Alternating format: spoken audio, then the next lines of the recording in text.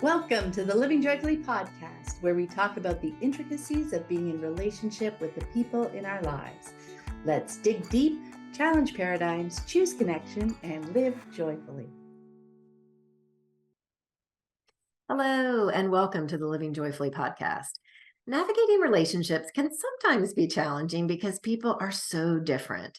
Thanks for joining us as we dive into tools, strategies, and paradigm shifts to help you decrease conflicts and increase connection in your most important relationships. If you're new to the podcast, we encourage you to go back and listen from the beginning, particularly the episodes in our Foundation series. In them, we talk about our favorite fundamental relationship ideas and tools.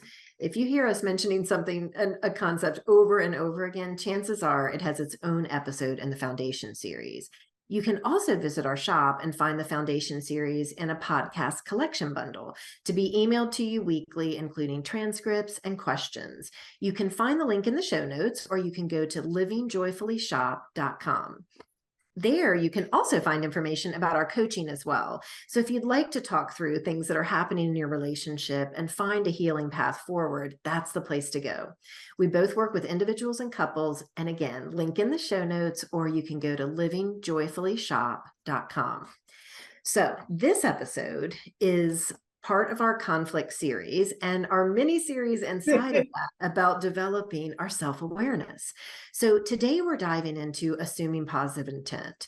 This principle is a quick tool that helps us stay connected and open. I think culturally, we tend to assign negative intent. Our first thought is that someone is doing something to thwart us or irritate us, or that they don't have a clue. But so often that's not the case. And whether it is or isn't, going into a conversation with those assumptions is pretty much the other person on the defensive, which makes having any sort of productive and connecting conversation basically impossible. And as with so many things we talk about, this plays into being the person we want to be in the world. I want to assume the best in people because I've seen when I do that, it's often what I find. We are all doing the best we can at any given moment. And that best can change dramatically based on the contextual pieces of life. When we are under-resourced, our ability to think clearly and act with intention is clouded. I want to be a person that allows space and grace for that because I know there have been plenty of times that I've been there and I've needed that from others. So assuming positive intent can be assuming that the person is doing the best they can in this moment with the circumstances as they are. Absolutely. I just love that piece about how doing their best can look very different from one day to the next or one moment to the next.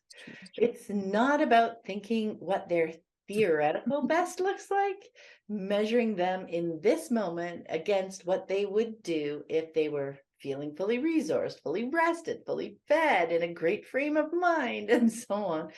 They really are doing their best in this moment. This is what it looks like. It's the best they can muster. Let's meet them there with as much grace and compassion as we can muster. Over the years, assuming positive intent has become such a helpful touchstone for me when it comes to relationships, particularly with partners, kids, longtime friends, where we have a history. And I can be quick to assume I understand them and tell myself a story about why they're saying or doing something. And as you said, I am apt to tell a negative version of the story about the situation, or to feel put upon, or ignored, or misjudged. And it's not surprising. I mean, we are looking at the world through our eyes and evaluating what's happening around us through that lens. How does this affect me? But what assuming positive intent does is remind me that there is almost always more to the story than just my perspective. Knowing that they are doing the best they can right now, whatever that looks like to me at first, encourages me to widen my lens and get curious. So many times over the years, this buffer step has saved me from actively jumping in, misinterpreting things, blaming others, which all create even more rifts in our relationship that need repair. I mean, it is such a great reminder to look through their eyes, which I know we talk about a lot, but it's so important. It just helps so much. And, we're going to make some assumptions, but starting from that place of assuming the best, or at the very least, giving the benefit of the doubt, just sets the stage for us to learn more and to not fall into that blaming or writing stories that can kind of get us off track. And another piece I think that helps with assuming positive intent is to understand that underneath every behavior is a need. We had an episode on this idea as it relates to parenting, episode 25. And as we mentioned there, this is true for everyone. We try to meet our needs through our behaviors. And while sometimes it's a somewhat linear process, I'm thirsty and I'm going to get a drink now. Sometimes it's a bit harder to recognize, especially from the outside. Excuse me. But part of assuming positive intent is understanding that the person you're dealing with is trying to meet a need. At that particular moment, your needs might not be aligned. But if we can slow things down and give some space to find the underlying needs, that's the space where we can find solutions. That surface level content, that conflict that seems insurmountable and at complete odds, that can just melt away as we figure out the needs involved and address those. So let's say if a person's working for you and they haven't turned in a report, instead of assuming that they're irresponsible or don't care, look for that underlying need. Have an open conversation with the energy of wanting to understand. Maybe you find out that they've had several fires they've been putting out that took priority, or they didn't understand the request, or that they were waiting for some information from a third party before they could finish it. Being open and not jumping to conclusion gives you a chance to find out what's happening under the behavior of not turning in the report. And then you can both work together to solve the problem at hand instead of creating friction or a rupture by making a harsher assumption. And there may be things that need to be addressed or systems that need to be changed, but you're only going to get there if you can have that open conversation where the person's not on the defensive and really telling you what's going on. And part of what we can practice, part of it's with our partners, children, and the people in our lives is providing additional information. But the space for that to feel safe is in the space of assuming positive intent. There, we can have these clarifying conversations. We can explain how things are feeling to us and really hear what the other person's experiencing. Yeah, exactly. Because if we assume that the first story that pops into our head is the right one, so often what we're doing is putting the other person in the position of having to correct us, right? And that is a hard thing to do in any relationship, whether with a loved one or a supervisor or even a newer acquaintance. So assuming positive intent helps us cultivate that space for further conversation where we can just learn more about what's up, where we can discover the underlying needs they were trying to meet with whatever words, action, behavior they use. The valuable thing about focusing on the needs is that there are often multiple ways to meet them, some of which may have less negative impact on others, right? So we can also share our needs in this context. And all this bigger picture information helps us work towards a plan that everyone involved is reasonably comfortable with. And I wanted to mention, while it may seem that assuming positive intent and having these conversations takes up precious time we don't feel we have, not doing it is likely to take up maybe even more time down the road as we continue to butt heads because we're missing some fundamental understanding of each other's needs and goals. Then you add the time to repair the relationship, or if you don't, the extra time things take in the future because one or both of you are dragging your feet because you just kind of want to avoid engaging with each other in the first place. Oh my gosh, so much. Like I'd much rather spend the time up front in a connecting conversation with an eye to understanding each other rather than dealing with hurt feelings and misunderstandings on the back end. And I really think in the end, it's more efficient because we're actually getting to the needs and solving any roadblocks versus pressing ahead with, made up stories and assigning malicious intent that ends up creating these huge disconnects that take time and effort to heal. And we still may not be addressing the need underneath. And so it just keeps repeating. And another big aspect of this is releasing any defensiveness on our part. A person's actions say way more about them than about us. They give us a clue as to what's going on for them, and we can assume positive intent. They have the space and the desire to let us in on what those things are. But if we react with defensiveness, communication just shuts down every time, and it becomes this attack and defend, tit for tat dynamic, or a stalemate. And then we're stuck, right? So we aren't learning anymore, and the needs driving the behavior or what contextual pieces might be at play, we're not learning anything about those pieces that are so critical. And all of this draws out the conflict and doesn't move us towards solutions. So assuming positive intent leaves space to get to the bottom of things faster without sparking that defensiveness in the other person. And we can own our own pieces too, to not get defensive. And I think we can all think of how nice it feels when someone gives us the benefit of the doubt and doesn't assume the worst, even if we're not at our best, or especially if we've made a mistake. Because usually we're so hard on ourselves, we're beating ourselves up about the mistake. So then having that compounded just creates this cycle.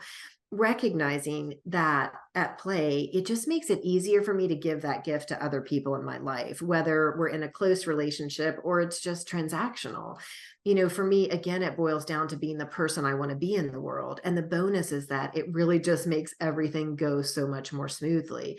We move through and often avoid conflict, and we get to the root of things without that defensiveness that can feel so unpleasant, and without those misunderstandings that can cause a lot of hurt feelings.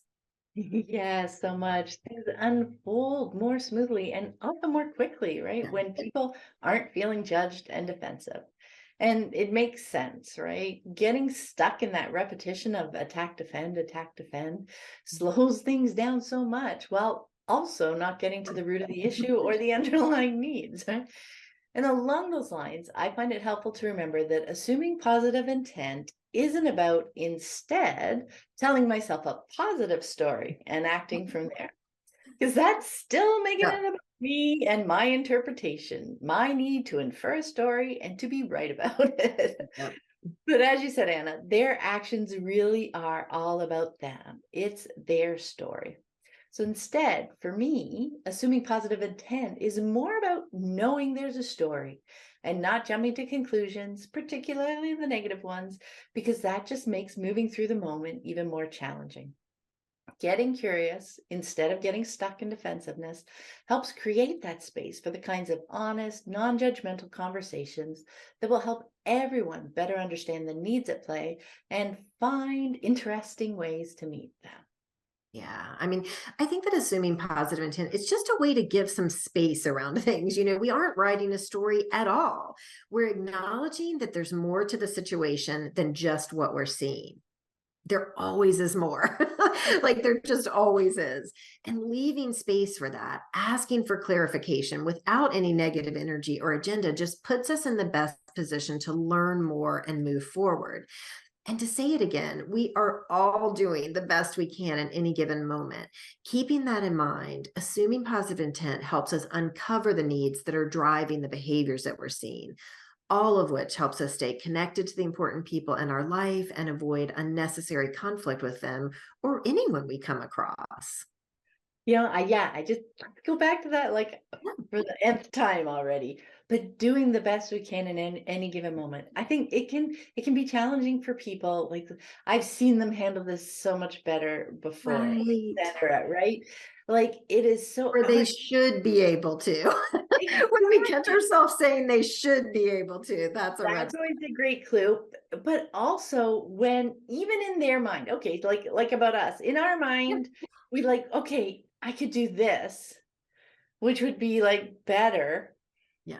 But, I do this other thing anyway. It's what I reach for. So even if theoretically we could choose something better in the moment and we don't, that's still okay. We may not be able to express why we made the choice in the moment, Right. but we made that choice in the moment. And maybe these conversations after will help us better understand ourselves, better understand what was going on in that moment. Like it might help us recognize some other weight we were carrying or some other thing that was going on that we just couldn't take that extra 10 seconds to think of something else to do. And we just needed to do this thing in the moment. So, we don't need to judge that best. We don't need to figure out any scale or spectrum of what could be better, better, better, better. This is Right. what happened in the moment. And oh my gosh, I can meet you there. And Yeah. we can, just have Figure conversation. out the next steps, because we never know. And there's so many contextual pieces. Like, I'll just say it over and over again, like, we cannot judge a relationship by these, without taking into account these contextual pieces that changes people's behaviors because of a myriad of reasons. We see it in ourselves, like you said. And so just, watching for those words, the shoulds or the judgment or the kind of standing back, that, this kind of thing. And then realizing like, hey, that's really disconnecting and I'm not getting the full story. And when we open up for those conversations, that's when we can learn. Again, do we have a systems problem here? Do we have a communications problem here? Do we just have a we're all hungry problem here? Let's get some food and then we'll tackle this afterwards. Like, it can be from the simple to the complex, but you're never going to get at what it is if you don't assume the positive intent, start having the space for the conversation, and then have that just clear communication between one another. Yeah, exactly. And back to what you say, the person that I want to be in the world. Yeah. And as far as I can reach for that in the moment, giving myself that same grace and compassion Exactly. I want to Yeah. give to the other person, right? For sure. Okay, so we're gonna give some questions to reflect on this week. So number one, think back to a time when someone gave you the benefit of the doubt and contrast that with a time when someone assumed the worst in you. How did you feel? How did you react? How did it impact your relationship with that person moving forward? Because we've all gotten both sides of this. And so I think we can all think of some examples and just really sit with, hey, how did that feel and how would it have felt differently? And number two, think of some recent exchanges where you were feeling defensive. Did you notice the other person defending? Think about how assuming positive intent could have changed that. And so for me, defensiveness is just kind of that red flag. So either on their part, or if I'm recognizing it in someone else or seeing it in myself, it's like, okay, we can change that energy. We can change the way this conversation is going, because neither one of us need to feel defensive. We're here to understand.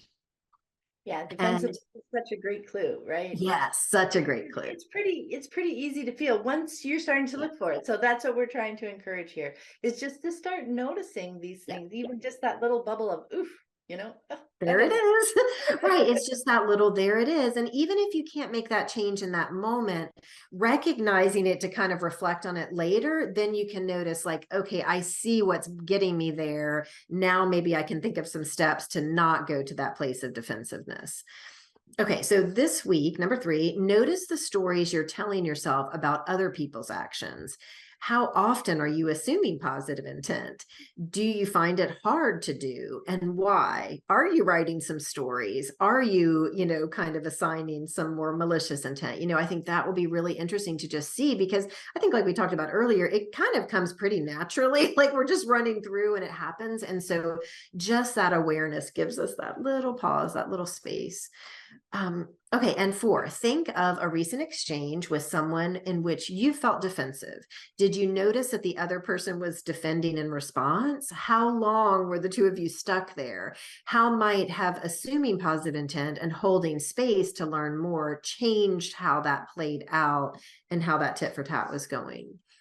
And number five, are there particular people in your life to whom you don't typically give the benefit of the doubt? Try on assuming positive intent for the next bit and just see, does that shift things in what can be some difficult relationships or some areas that you get stuck? It's just something to play with. And again, we'll give you more information about that relationship and about some ways that maybe you can tweak a few things. Yeah, to me, that trying on things, seeing how they go, just doing it for a little while and seeing how things unfold, that is such a valuable approach for me, rather than like, oh, I should be assuming positive intent. I'm going to do this from now on, Right. or I failed. None of that helps me either as I'm learning this stuff, and trying to figure it out and play with it. I need the experiences, the Yeah. gathering of experiences, for me to understand how it's working. Because when I see something, like you said, like you have seen this over the years, we have both have, Yeah. play out in such a sense that it's something we've chosen to adopt because we Right. found it as a helpful tool. So we're sharing it as a helpful tool, not as a rule that you must do this now. Right. There's no edicts or have to. It really is play with it and see if it shifts things, because it also may just open up to other ideas that shift things or other conversations with the people in your life where you're learning more about one another. And to me, that's the goal, right? Learning about ourselves, learning about one another, and just improving our relationships along the way. All right. So thank you so much for listening, and we will see you next time. Take care. Bye. Thanks so much for listening. We really appreciate you being here with us as we explore ways to improve our relationships and understand ourselves better. You can find us on Instagram at Living Joyfully Podcast, and join us again next time as we dig deep, challenge paradigms, choose connection, and live joyfully.